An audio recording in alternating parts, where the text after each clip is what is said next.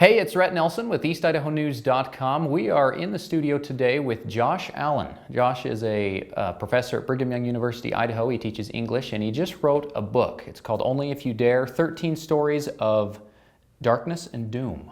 So kind of something just in time for Halloween, which is around the corner here in about a month or two. Josh, thanks for coming down here, paying us a visit today. Well, thank you for inviting me. I'm happy to be here. So, tell us about this book. What's the premise of it? It's a collection of 13 spooky stories for kids. Kids in between the ages of about 8 and 13 is who this book is written for. You can think of it as the Twilight Zone for children.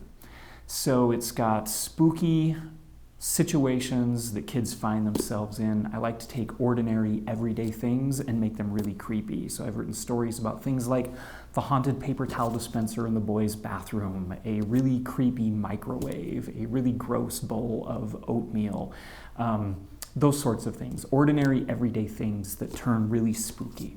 So this is your second book. This is the follow-up to a book you did in 2019 that was very similar.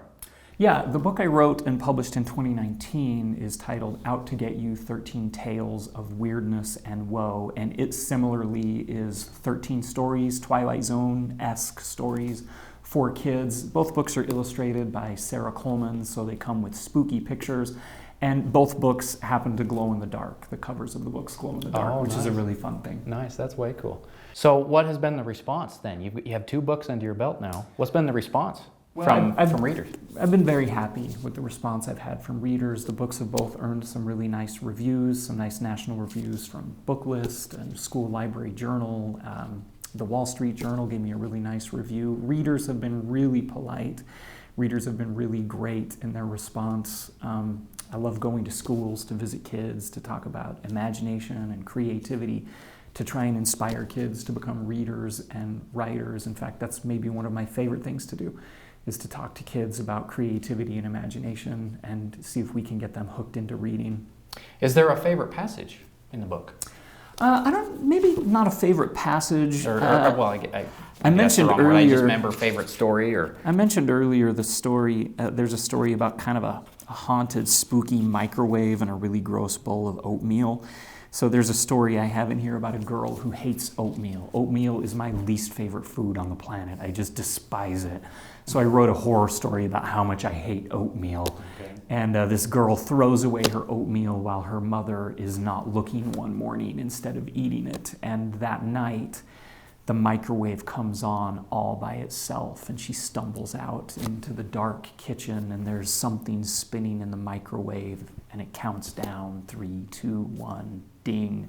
She opens it up, and her bowl of oatmeal has been returned to the microwave, and this keeps happening night after night after night, and the oatmeal starts to mold and get grosser and nastier, and it just keeps coming back, kind of haunting her, following her.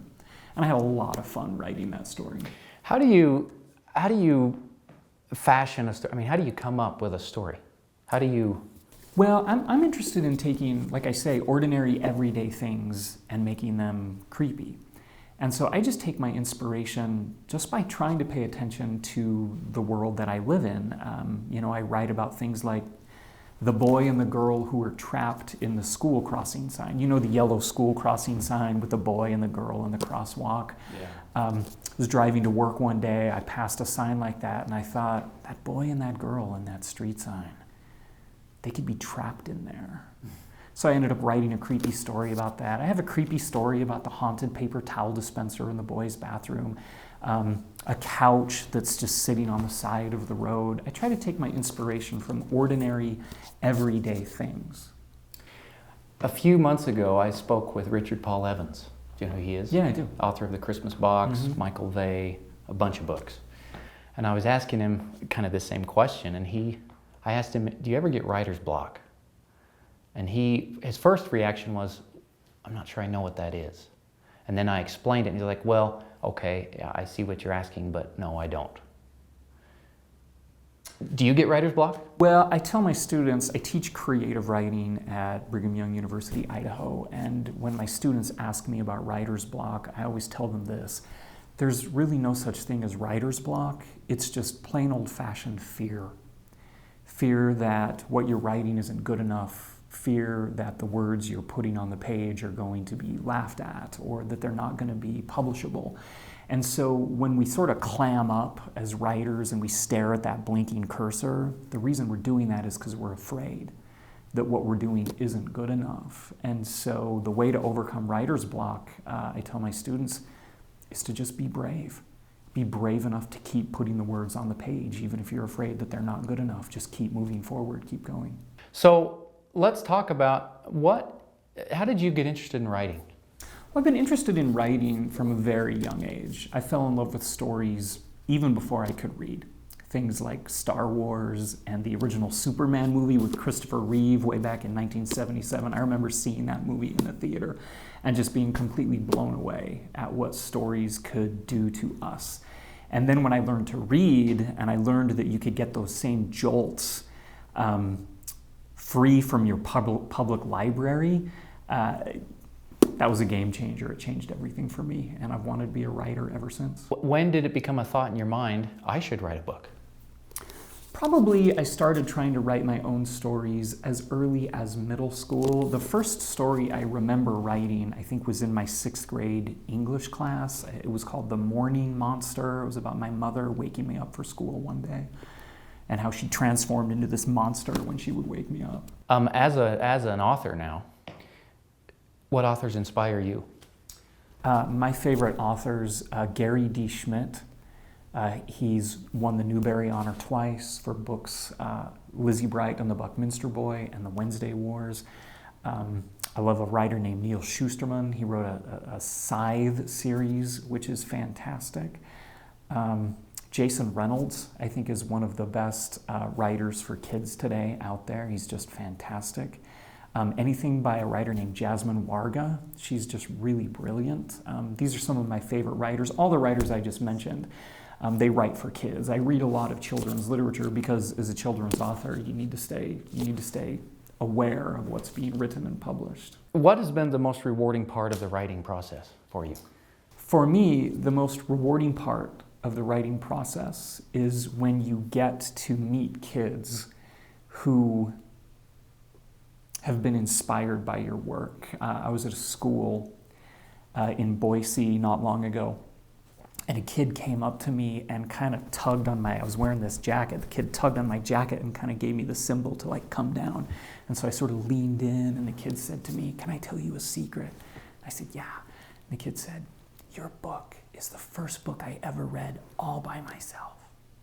Oh. And it was just, being able, it's a privilege to be a children's author, to be able to share with kids stories that I hope will let them know literature is fun, books are fun, they can read them by themselves, they can become lifelong readers, and they can be inspired by words. That's for me the greatest part of being a children's author, is the opportunity to hopefully shape children's kind of reading experiences. So the book is called Only If You Dare, 13 Stories of Darkness and Doom, and you can get that anywhere you buy books? Available wherever books are sold, yeah. By the way, you were talking about this is for kids like 8 to 13-ish. Mm-hmm. How do your own kids react to that? My own kids, they have mixed feelings about my stories sometimes. Some of my stories my kids just love, but because I write spooky stories for kids, sometimes my kids will say to me, "Dad, you're so mean." Because my characters, they kind of go through the ringer sometimes. Some of my characters, spooky stuff happens to them, and my kids will say, "Dad, that's so mean what you did to your character." But they seem to be really pleased that their dad's a writer. That's cool. So now you have a community event coming up. I do. Next month. This is a chance for people to meet you, buy a book, get a book signed. Right. Are you going to be reading some stories as well? Yeah, I will. This will be held on September 3rd from 5 o'clock to 7 o'clock at the East Pavilion of Smith Park in Rexburg. And at this event, there'll be free hot chocolate. It's kind of a kickoff to the spooky season. There'll be hot chocolate, and I will read some stories. There'll be some things for kids to do.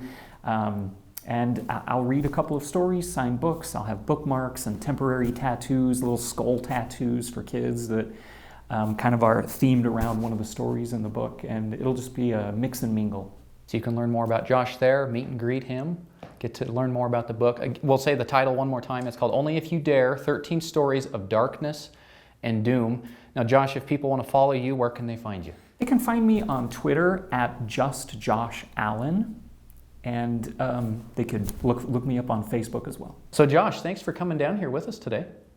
Thank you. It's my privilege to be here. Yeah. I'm Rhett Nelson with EastIdahoNews.com. Thanks for watching.